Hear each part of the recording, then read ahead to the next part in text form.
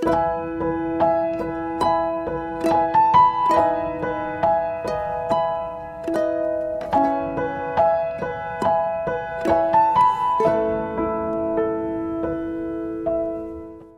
malam Bapak, Ibu, dan Saudara yang dikasihi Tuhan. Shalom. Terima kasih untuk kesempatannya Ibu Eli, Pak Frans juga yang telah membawa kita masuk dalam hadirat Tuhan. Saya percaya kita semuanya diberkati Tuhan, dan menjelang Lebaran yang sudah beberapa hari, sudah banyak yang siap-siap liburan, tapi bersyukur malam hari ini kita tetap bisa bersekutu melalui layar Zoom. Ya, belum bisa tatap muka, tapi minimal tatap layar. Daripada tatap tembok, kita tidak dapat berkat. Mari kita berdoa terlebih dahulu. Bapa Surgawi, kami bersyukur untuk kesempatan malam hari ini. Kami dapat memuji, memuliakan nama Tuhan, dan kami juga mau dibekali dengan kebenaran firman-Mu. Kami tahu firman-Mu itu pelita bagi kaki kami, terang bagi jalan kami. Kalau kami mendengar firman, kami tahu kami perlu dibersihkan, kami perlu dicuci oleh kuasa darah Tuhan Yesus, kami juga perlu dibenahi, dilengkapi, tapi kami bersyukur kasih karunia Tuhan besar dalam hidup kami. Kami diselamatkan bukan karena perbuatan baik, kami diselamatkan karena anugerah. Dan biarlah kami berjalan terus di dalam anugerah Tuhan dan memiliki victory, kemenangan yang berasal dari Tuhan. Urapi kami semua untuk menerima firman dalam nama Yesus. Amin. Haleluya. Ya, sekali lagi selamat malam, dan senang sekali bisa menjumpai Bapak Ibu Saudara sekalian pada malam hari ini dan berbagi kebenaran firman yang saya akan beri judul Pribadi Bintang. Saya harap kita juga bisa melihat PowerPoint yang ada ya. Matius pasal 5 ayat 16 yang kita akan rangkaikan dengan Filipi 2 ayat 15. Demikian firman Tuhan, Matius 5 ayat 16. Demikianlah hendaknya terangmu bercahaya di depan orang, supaya mereka melihat perbuatanmu yang baik dan memuliakan Bapamu yang di sorga.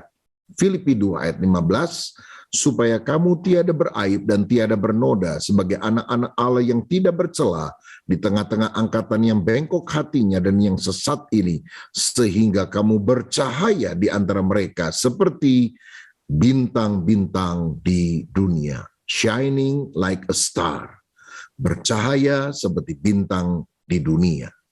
Saudara, mungkin kita pernah mendengar istilah bintang pelajar, anak yang paling pintar di kelas, bintang lapangan, mungkin pemain sepak bola yang paling jago. Kita juga mendengar tentang bintang Bethlehem yang Tuhan pakai untuk menuntun orang-orang Majus datang untuk berjumpa dengan Yesus di kandang Bethlehem. Saudara, bicara tentang pribadi yang unggul, pribadi yang tidak kerdil, tetapi pribadi yang maksimal menjadi berkat. Sama seperti bintang Bethlehem dipakai Tuhan untuk menuntun banyak orang kepada kebenaran, Tuhan juga ingin agar kita menjadi pribadi bintang. Nah, kalau saudara melihat bintang, biasanya kita lihat ada setidaknya 6 bagian yang kita bisa isi.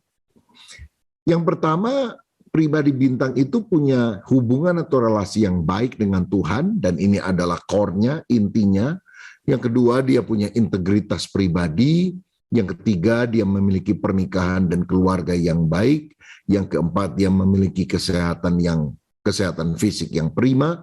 Yang kelima, dia punya kesehatan emosional. Dan yang keenam, dia punya tanggung jawab keuangan. Tentu ini adalah ideal yang kita harus miliki dan kejar, kita rindukan, kita doakan, kita upayakan dalam kehidupan. Tetapi dengan melihat gambaran tentang pribadi bintang ini, kita ingin terus bertumbuh di dalam Tuhan. Nah, saya mulai dengan yang pertama. Tadi kita lihat hubungan dengan Tuhan itu adalah intinya yang membuat kita akan berkemenangan. Dalam Ayub 22 ayat yang pertama, ayat yang ke-21, firman Tuhan berkata demikian, Ayub 22 ayat 21. Berlakulah ramah terhadap dia supaya engkau tentram. Dengan demikian engkau memperoleh keuntungan. Tuhan ingin agar kita memiliki relasi yang baik, berlaku ramah kepada Tuhan, sehingga kita memperoleh keuntungan. Menurut Dale Carnegie, seorang pakar pengembangan pribadi, sukses seseorang itu hanya 15% ditentukan oleh kemampuan IQ, kemampuan teknis, tapi 85% keberhasilan seseorang ditentukan karena kemampuan menjalin relasi dengan orang lain. Bayangkan, walaupun mungkin kita nggak terlalu pintar, tetapi kalau kita punya relasi yang bagus dengan banyak orang, keberhasilannya 85%. Apalagi kalau kita punya relasi dengan Tuhan, maka Tuhan akan menjamin keberhasilan di dalam bidang kehidupan kita. Nah, saudara sekalian, relasi kita dengan Tuhan sebetulnya sudah rusak karena dosa yang kita perbuat. Tetapi bersyukur relasi itu dipulihkan melalui Tuhan Yesus Kristus yang rela mati dan kemudian bangkit. Kita baru saja merayakan Hari Jumat Agung dan Paskah. Dan itu adalah peristiwa yang luar biasa sehingga hubungan kita dengan Bapa menjadi pulih. 1 Timotius 2 ayat 5 berkata, "Itu Esa dan Esa pula dia yang menjadi pengantara antara Allah dan manusia, yaitu manusia Kristus Yesus." Dia satu-satunya penghubung antara kita dengan Bapa agar relasi kita menjadi indah dengan Dia. Kalau kita baca ada banyak tokoh-tokoh Alkitab, katakan saja Abraham, Daud, Paulus, dan sebagainya, adalah orang yang berkesan dalam kehidupan kita bukan karena mereka kaya secara jasmania, tapi mereka memiliki kekayaan spiritual, punya pengalaman-pengalaman pribadi dengan Tuhan. Begitu juga kita harus menjalin hubungan yang baik dengan Tuhan lewat doa dan firman, dan ini hal yang sentral karena akan mempengaruhi aspek yang lain. Bapak Ibu Saudara, di tengah pergumulan yang kita hadapi, kita bersyukur karena kita selalu terhubung satu dengan yang lain dengan Tuhan dan saudara seiman melalui persekutuan yang ada, baik secara onsite maupun secara online. Lagu-lagu pujian membawa kita masuk ke dalam hadirat Tuhan. Firman Tuhan selalu mengingatkan kita untuk berjalan di dalam kebenaran. Dan semakin kita hidup dekat dengan Tuhan, kita sadar masalah kita akan terasa kecil sebab Tuhan yang kita sembah adalah Tuhan yang besar. Dan kalau kita sadar Tuhan itu besar, maka kita bisa mengatasi segala perkara yang ada. Karena itu hiduplah dekat dengan Tuhan. Satu kali ada seorang anak kecil melihat ada pesawat terbang yang lagi terbang di langit. Lalu dia tanya kepada papanya, "Papa, itu apa ya yang ada di langit?" "Oh, itu pesawat terbang." "Kok kecil banget?" "Enggak, gede kok." "Enggak kelihatannya kecil." Beberapa waktu kemudian bapaknya mengajak anaknya pergi keluar kota dan untuk pertama kali si anak naik pesawat terbang. Dan ketika dia dibawa, dia lihat, "Weh, gede banget pesawatnya. Kita aja bisa masuk ke dalam pesawat." Lalu papanya tanya, "Kata kamu berapa hari yang lalu kecil, sekarang kok katanya besar?" "Iya Pak, sekarang gede banget." "Kenapa ya kemarin kelihatan kecil, sekarang kelihatan besar?" Papanya bilang, "Karena kemarin ini kamu lihat dari jauh, jadi pesawat kelihatan kecil. Tapi sekarang kamu lihat pesawat besar, karena apa? Kamu lihat dari dekat." Kenapa sering saudara melihat Tuhan itu kecil? Salahmu besar, karena engkau jauh dari Tuhan. Tapi kalau engkau hidup dekat dengan Tuhan, Tuhan terasa besar, masalahmu terasa kecil. Dan dengan Allah yang besar, yang perkasa dalam hidupmu, kita bisa mengatasi segala tantangan dalam kehidupan ini. Amin, saudara. Nah, jadi ini yang pertama, hubungan dengan Tuhan harus dibenahi. Tapi aspek kedua dari pribadi bintang itu ditandai dengan adanya integritas pribadi. Orang yang punya kapasitas bercahaya seperti bintang adalah orang yang memiliki kejujuran. Satunya kata dan perbuatan. Orang yang punya integritas adalah orang yang sama luarnya maupun dalamnya. Salah satu contoh Alkitab orang yang punya integritas itu bernama Daniel. Dalam Daniel 6 ayat 4-5 dikatakan, Maka Daniel ini melebihi para pejabat tinggi dan para wakil raja itu karena ia mempunyai roh yang luar biasa, spirit of excellence.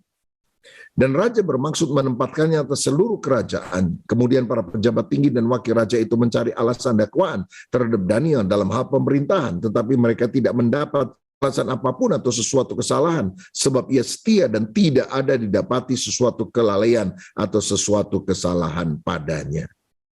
Saudara sekalian, Daniel itu adalah tawanan orang Yahudi yang dibuang ke Babilonia. Tapi ternyata di Babilonia Tuhan mengangkat dia menjadi menteri. Bahkan sebetulnya ada 4 raja yang pernah memerintah. Nebukadnezar, Belsasar, Darius, Koresi. Dari 2 kerajaan yang berbeda karena Babilonia kemudian dikalahkan oleh Media Persia. Rajanya berganti-ganti, menterinya tetap. Bahkan Daniel kemudian mau diangkat menjadi Perdana Menteri, orang yang paling utama, padahal dia kan budak, saudara Asan. Saya mau katakan berlian, walaupun dibuang ke tong sampah, dia tetap bernilai tinggi. Begitu juga orang, mungkin lingkungannya nggak menyenangkan, banyak masalah, tantangan, tapi saudara akan tetap bersinar. Kalau apa? Engkau memiliki integritas pribadi. Orang melihat ada sesuatu yang dahsyat di dalam kehidupanmu. Saudara sekalian, Tuhan menjanjikan bagi orang yang jujur, punya integritas, ada jaminan yang Tuhan akan sediakan bagi kita. Dalam Yesaya pasal yang ke-33 ayat 15 dan 16, firman Tuhan berkata demikian. Orang yang hidup dalam kebenaran, yang berbicara dengan jujur, yang menolak untung hasil pemerasan, yang mengembaskan tangannya supaya jangan menerima suap, yang menutup telinganya supaya jangan mendengar rencana penumpahan darah, yang menutup matanya supaya jangan melihat kejahatan, dialah seperti orang yang tinggal aman di tempat-tempat tinggi. Bentengnya ialah kubu di atas bukit batu, rotinya disediakan, air minumnya terjamin. Yang hidup jujur, Tuhan akan angkat dia berada di tempat tinggi. Artinya hidupnya, karirnya akan naik. Orang berusaha menggoyang-goyang, tapi dikatakan dia akan tinggal aman. Karena Tuhan adalah bentengnya, kubunya di atas bukit batu. Dan orang yang jujur, rotinya akan disediakan, air minumnya terjamin. Artinya kebutuhan hidup sehari-hari Tuhan akan berikan, Tuhan akan pelihara kehidupan kita. Dalam dunia yang bengkok ini, Tuhan mau kita bersinar dengan integritas, dengan kejujuran.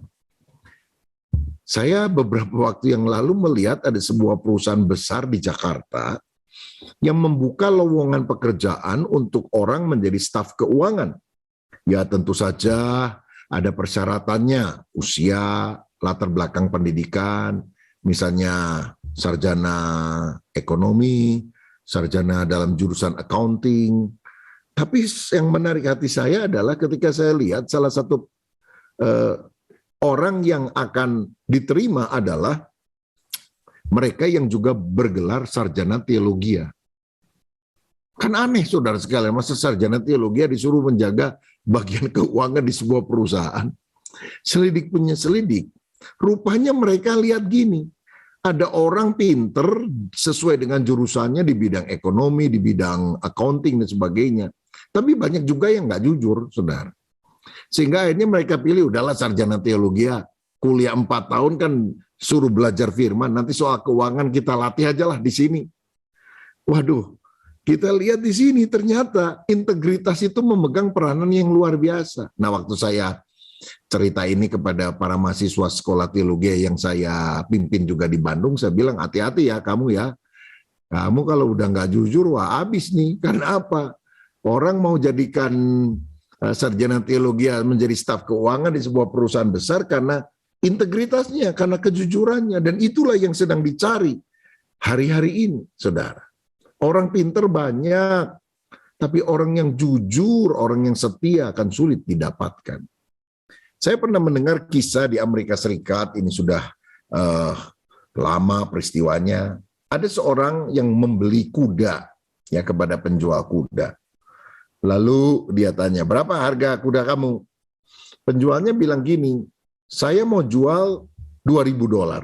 Karena dulu saya beli $1.500, dan sekarang saya ingin dapat keuntungan $500. Jadi harganya $2.000. Bisa kurang nggak? Nggak bisa. Ya, nanti untung saya kurang banyak dong. Udahlah, ini juga kuda bagus katanya. Ditawar-tawar nggak bisa, jadi akhirnya karena memang bagus, dibeli kuda itu. Setelah orangnya pulang, sore hari itu, pintu rumah dari si pembeli diketuk oleh orang. Dan ketika dibuka, ternyata penjual kuda datang lagi. Dia bilang, Pak, tadi kan Bapak beli dengan harga $2.000.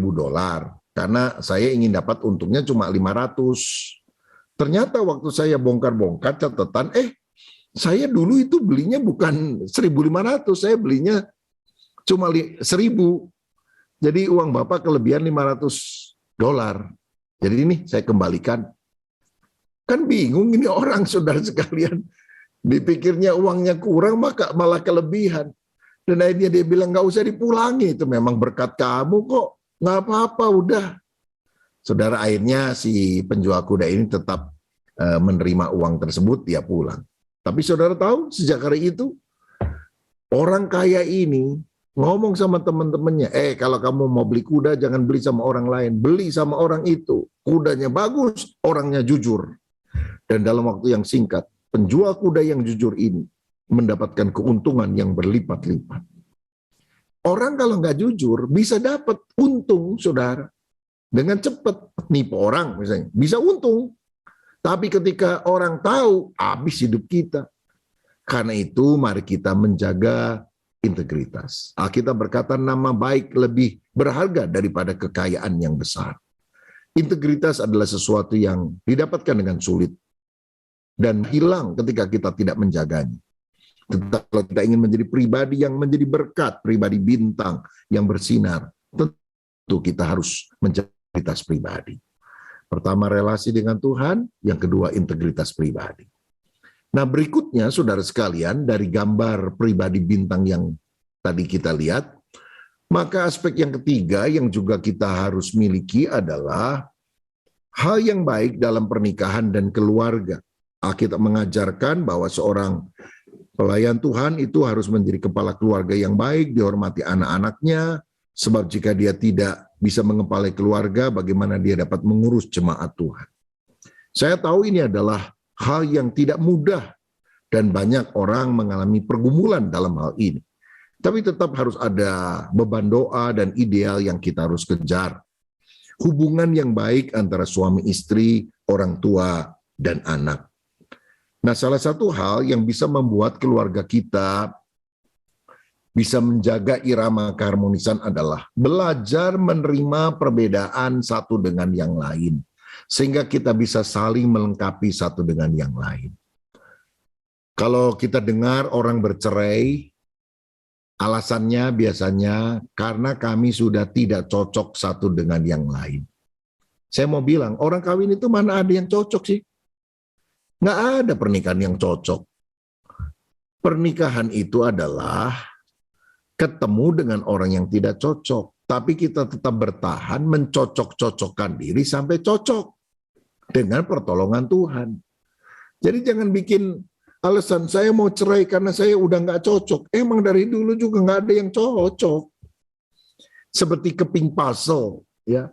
Puzzle dengan puzzle yang lain itu nggak ada yang sama kan, saudara. Tapi ketika direkatkan, itu menjadi klop. Begitu juga sendok dan garpu. Itu kan memang nggak cocok. Maksudnya beda fungsinya. Mana lebih penting, sendok atau garpu? Jawabannya nggak bisa yang lebih penting. Kedua-duanya penting karena saling melengkapi. Begitu juga suami istri harus saling melengkapi satu dengan yang lain. Kalau suaminya cerewet, istrinya rame juga, wah rumah ribut kayak pasar.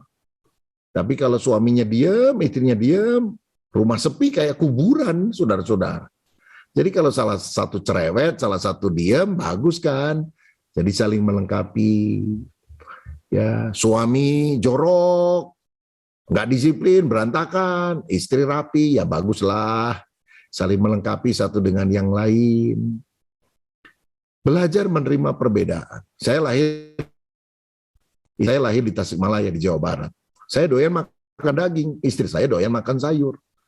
Oh, dulu bisa berantem tuh di meja makan.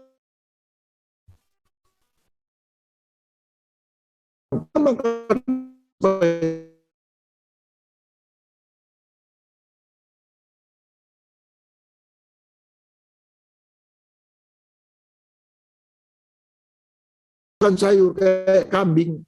Lah kalau herder kawin sama jadi perbedaan akibatnya aman. Jadi kalau sekarang aja saya makan daging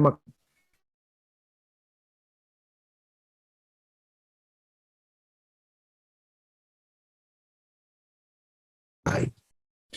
Mari kita miliki pandangan kelebihan saya menutupi kelemahan pasangan saya, tapi kelebihan pasangan saya harus menutupi kelemahan saya. Nah, saudara, dan salah satu hal yang sangat penting untuk kita kembangkan adalah kita juga harus belajar menahan diri ketika ada sesuatu yang kita lihat tidak cocok dari hati kita terhadap pasangan kita. Kalau kita belajar menahan diri, menyalurkan emosi negatif pada hal yang positif, pada hal yang baik, rumah tangga kita tetap bisa dipertahankan. Saya ingat satu kali ada sepasang suami istri merayakan wedding anniversary yang ke-50, saudara. Golden wedding anniversary. Dan pada hari itu, pembawa acara tanya, Om, Tante, selamat ya, udah 50 tahun menikah. Saya tanya dulu sama tante ini, Om ini ada banyak kesalahannya atau tidak? Oh iya dong, banyak. Tapi apa rahasianya? Kok pernikahan ini bisa bertahan lama? Lalu istri itu, saudara, tante yang udah tua, kasih sebuah kotak. Dan kotak itu dikasihkan kepada suaminya. Dia bilang, sekarang kamu boleh buka. Dia bilang,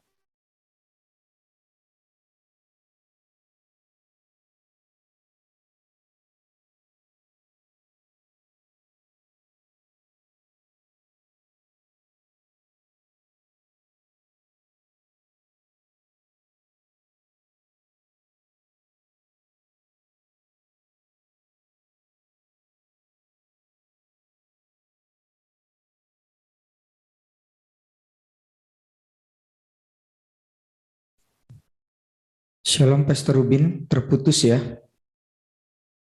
Shalom Pastor Rubin.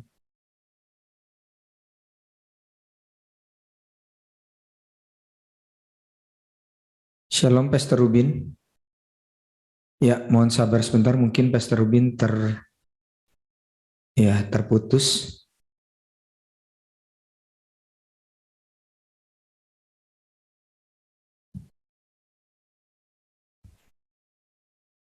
Ya, belum sambung lagi sebentar.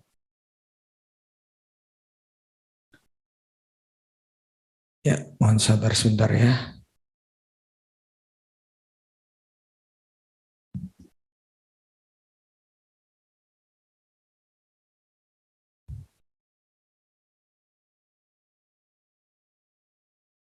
Mungkin jaringan internet di tempatnya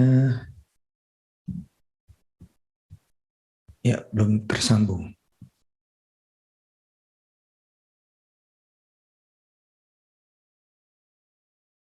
Saya coba kontak.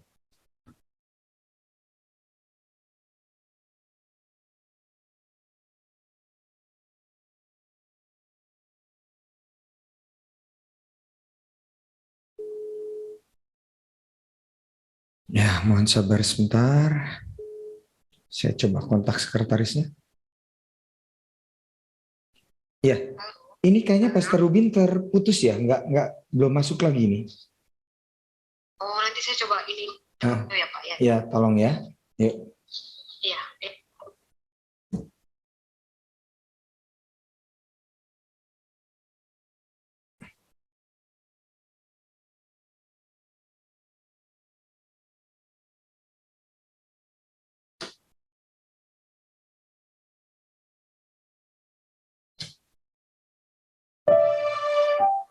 Nah ini, dia sudah masuk lagi sebentar.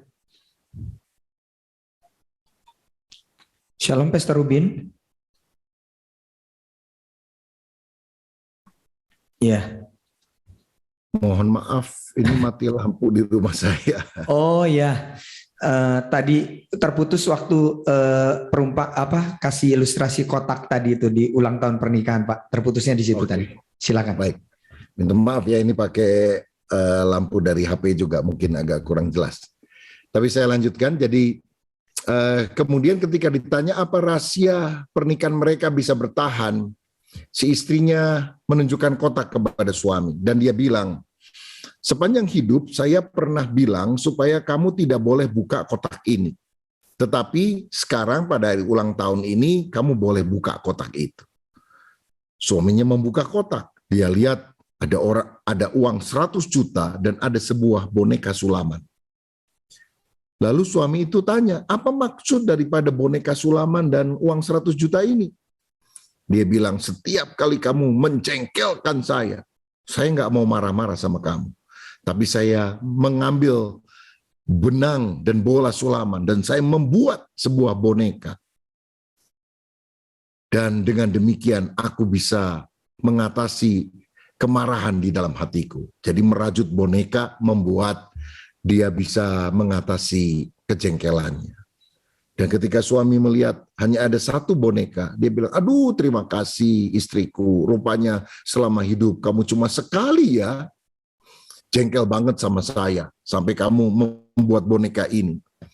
Dia bilang, istrinya tidak menjawab, tapi kemudian suaminya tanya, tapi uang 100 juta itu buat apa ya? Oh, uang 100 juta itu adalah hasil menjual boneka-boneka rajutan yang lain. Udah saya jual semuanya, ini sisa satu. Jadi rupanya begitu banyak kejengkelan yang terjadi dalam istrinya, saudara sekalian. Tetapi ketika seorang belajar sabar, bisa menguasai diri, maka akibatnya dia juga bisa menang atas semua tantangan di dalam kehidupan. Tuhan mau kita memiliki perbedaan, menerima perbedaan, juga kita harus belajar mendidik anak dengan baik, memberikan arahan, teladan hidup, karena anak itu bukan pendengar yang baik, tetapi anak adalah peniru yang baik. Saya percaya kalau dalam keluarga hubungan ini bisa dipertahankan, keluarga kita juga berkemenangan dan bisa menjadi terang. Faktor yang keempat dari pribadi bintang itu adalah kesehatan fisik.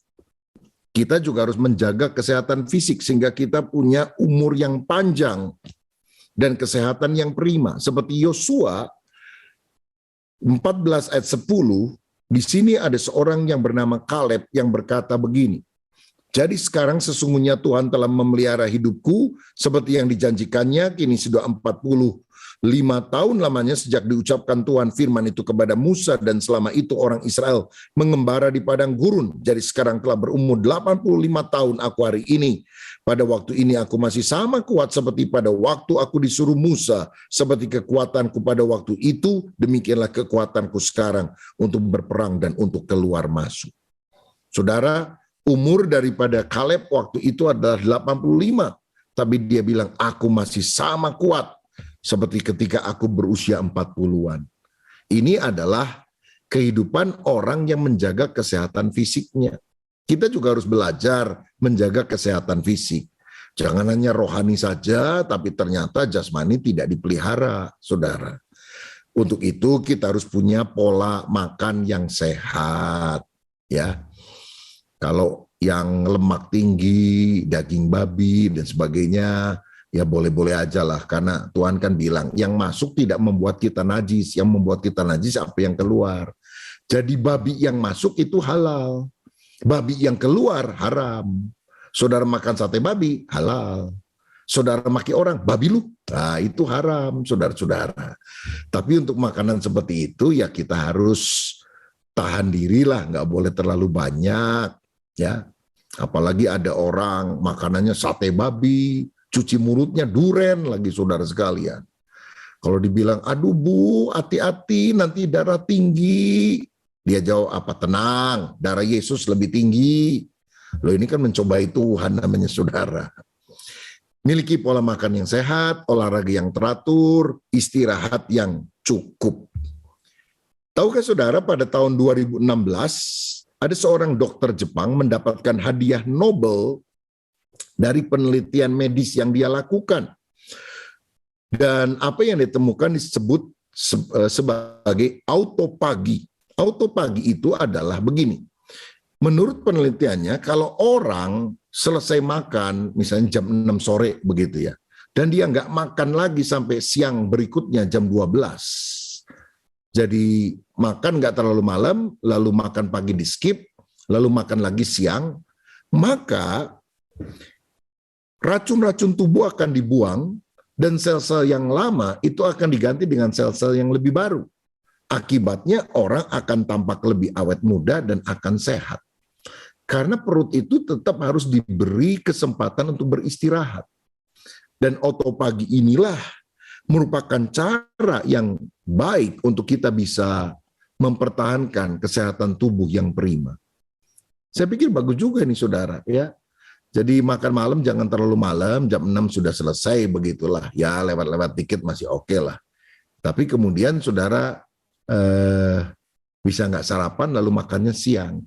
Nah kalau nggak bisa setiap hari ya misalnya dalam seminggu beberapa kali.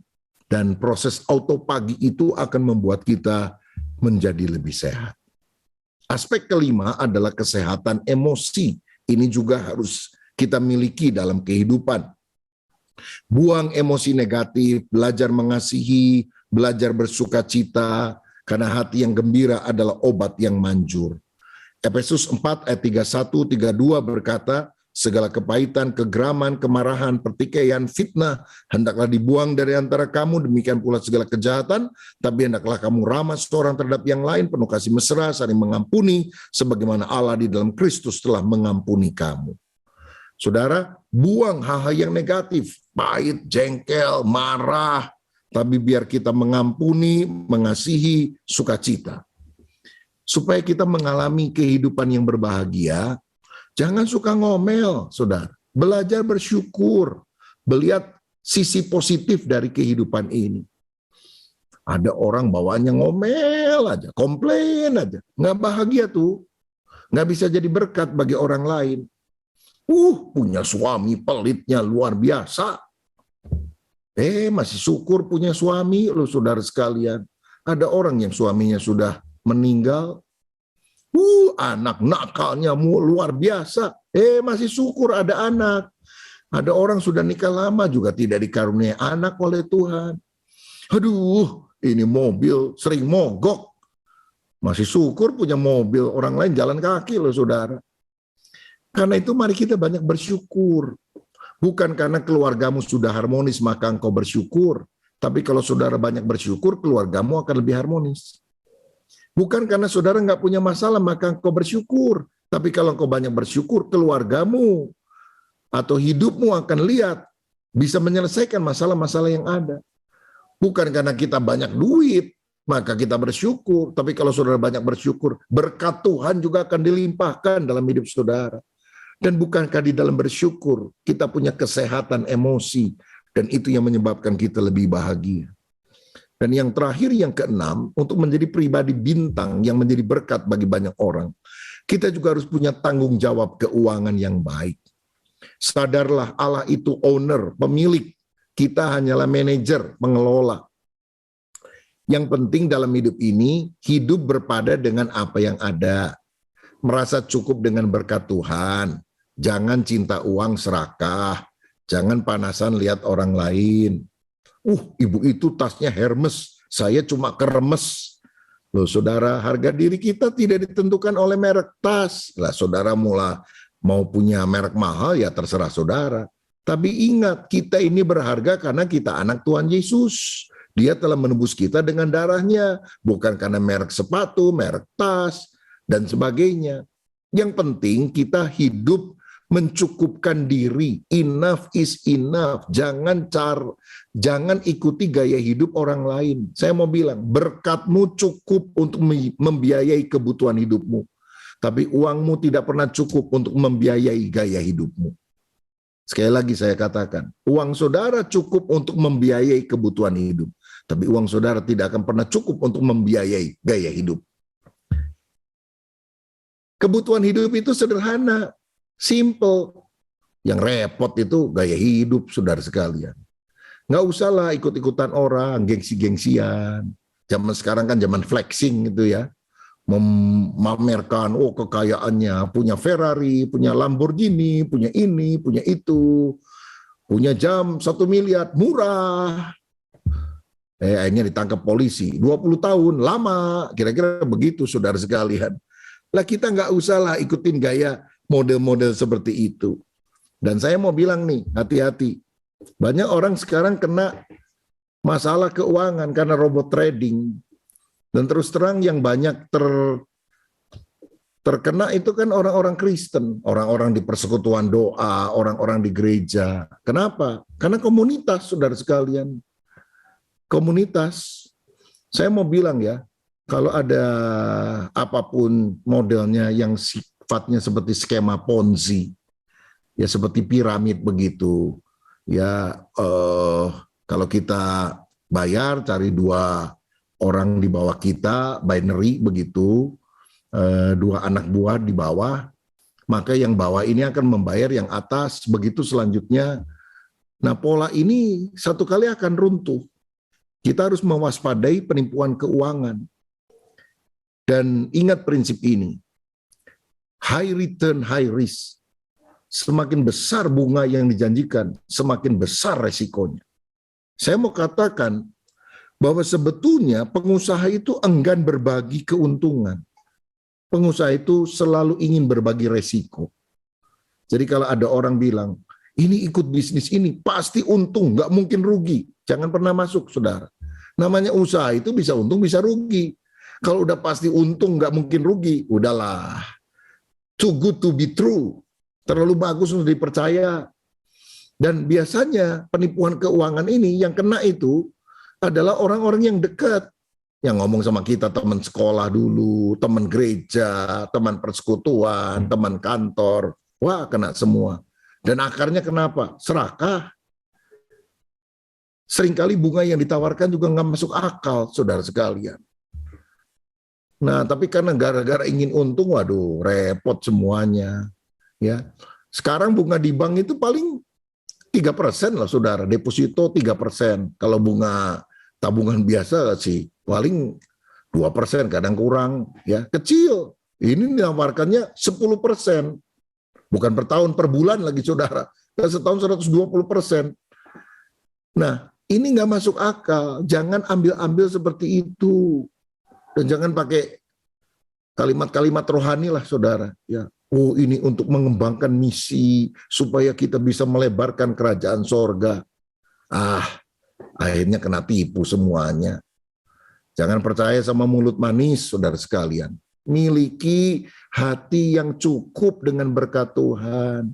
Nggak usah ngikut-ngikut yang begitulah. Karena bahayanya untuk kita semuanya.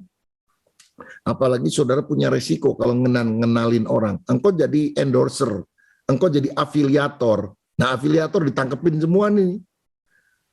Oh, biarlah hati kita, hidup kita dijaga oleh Tuhan. Karena kita punya tanggung jawab dalam bidang keuangan. Jika demikian, bagaimana supaya kita diberkati dalam bidang keuangan? Kita berkata, bekerja dengan rajin, ya. Amsal 10 ayat 4 berkata, tangan yang lamban membuat miskin, tetapi tangan orang rajin menjadikan kaya. Orang sekarang bilang, udah cuma titip aja sama saya, nggak usah kerja, nanti terima untungnya saja. Loh, kok beda sama firman ya? Kalau firman kalau mau kaya kerja rajin. Kalau orang sekarang, udahlah kamu nggak usah kerja apa-apa, aku aja yang ngerjainnya, pasti kamu untung dapatnya. Nah, ini bahaya, saudara. Kemudian kita juga harus mencukupkan diri dengan apa yang ada. Jangan suka panasan lihat orang lain. Ibu-ibu terutama ya. Kalau engkau suka lihat Instagram temanmu, waduh, saya jadi OSIM nih, pembantu nih di rumah. Pulang Lebaran semua pada pulang ke kampung nih. Waduh, saya kerja. Wih, teman saya jalan-jalan ke Amerika. Wih, jalan-jalan ke Australia, jalan-jalan ke Singapura. Panasan. Saudara, kalau saudara gayanya panasan gitu, matiin tuh Instagram, nggak usah pakai, saudara sekalian. Ya, kalau kita malah iri-iri sama orang lain kan nggak bisa berkata cukup. Karena itu yang penting jaga hati sih sebetulnya. Dan kunci berkat yang terakhir adalah memberi. Amsal 2:11 ayat 24. Ada yang menyebar harta tapi bertambah kaya, ada yang menghemat luar biasa namun selalu berkekurangan. Siapa banyak memberi berkat diberi kelimpahan, siapa memberi minum, ia sendiri akan diberi minum. Kalau kita bekerja dengan rajin, mencukupkan diri dengan apa yang ada, belajar menabur di ladang Tuhan, pintu berkat akan Tuhan berikan dalam hidup kita. Kembali kita lihat gambar ini, pribadi bintang. Pertama, dia punya hubungan yang bagus dengan Tuhan. Yang kedua, dia punya integritas pribadi. Yang ketiga, dia memiliki pernikahan dan keluarga yang baik. Keempat, dia punya kesehatan fisik yang prima. Kelima, dia menjaga kesehatan emosinya. Dan yang keenam, dia punya tanggung jawab dalam bidang keuangan. Pertanyaan perenungan kita, dari 6 segi kehidupan ini, coba renungkan, bagian mana yang paling lemah dalam hidup kita? Bagian mana yang paling tidak bersinar dalam kehidupan kita? Dan maukah kita minta pertolongan Tuhan? Sehingga kita malam ini membuat komitmen untuk memperbaikinya. Apakah hubungan kita dengan Tuhan baik? Apakah kita punya kejujuran integritas pribadi? Bagaimana dengan pernikahan dan keluarga kita? Bagaimana dengan kesehatan fisik kita? Kesehatan emosi? Apakah baik-baik saja? Bagaimana dengan tanggung jawab keuangan? Maukah saudara berkata, Tuhan tolonglah saya supaya relasiku dengan Tuhan baik, aku punya integritas, pernikahan dan keluargaku dipulihkan oleh Tuhan, kesehatan fisikku prima, aku juga punya kesehatan emosi yang baik, dan aku juga punya tanggung jawab keuangan, aku diberkati oleh Tuhan, sehingga aku bisa jadi berkat bagi orang lain. Ini doa saya, supaya Tuhan menjadikan kita pribadi bintang. Alkitab berkata, sehingga engkau bercahaya bagikan bintang-bintang di dunia. Dan kalau itu merupakan doa kita, Tuhan yang ada di tempat ini juga akan mengabulkan doa kita semuanya. Tuhan Yesus memberkati. Bapa Surgawi, terima kasih. Di tengah dunia yang penuh dengan kegelapan, Tuhan ingin agar kami bersinar, menjadi terang, bagaikan bintang-bintang di dunia. Karena itu benahi hidup kami ya Tuhan, relasi kami dengan Tuhan. Biar itu dibenahi, kami makin intim, akrab dengan Tuhan. Kalau kami jauh dari Tuhan, kami lihat Tuhan kecil. Tapi kalau kami hidup dekat dengan Tuhan, kami sadar Tuhan besar masalah kami yang kecil. Biar kami juga punya integritas pribadi. Kami juga dipulihkan dalam keluarga dan pernikahan. Kami juga memiliki kesehatan fisik yang baik, kesehatan emosi yang baik. Kami juga punya tanggung jawab keuangan. Hamba berdoa, kalau ada bagian dalam 6 bidang ini yang mengalami kekurangan, kelemahan, tidak bersinar, dalam nama Yesus, berikan kami kemampuan oleh kuasa Roh Kudus, kasih karunia, untuk kami terus bertumbuh, makin hari makin sempurna, seperti Tuhan Yesus adanya. Tuhan berkati persekutuan Victory, baik di Surabaya maupun di tempat yang lain. Pakai Ibu Eli Kurniawati untuk menjadi saluran berkat Tuhan, mendampingi, memulihkan, menguatkan banyak orang. Dan kami juga berdoa ya Bapak Surgawi, supaya retreat yang rencana akan diadakan di Bali, Tuhan juga akan berkati, sehingga banyak orang sungguh-sungguh mengalami kekuatan yang berasal dari Tuhan, mengalami kesegaran secara rohani. Kami juga akan berada pada masa-masa libur ya Tuhan, mungkin para pembantu pulang dan sebagainya, ada banyak pekerjaan rumah yang harus dikerjakan. Biarlah kami juga menjaga hati kami, tidak marah-marah, tidak jengkel karena lelah, karena capek, mungkin karena rumah kotor, mungkin karena suami atau anak tidak membantu dan sebagainya. Oh Tuhan, berikan damai sejahtera supaya kami tetap bersinar dan Kau memberikan kesehatan, kekuatan bagi kami semuanya. Berkat-Mu untuk kami semua ya Bapa, di dalam nama Tuhan Yesus. Haleluya. Amin. Tuhan Yesus memberkati. Amin.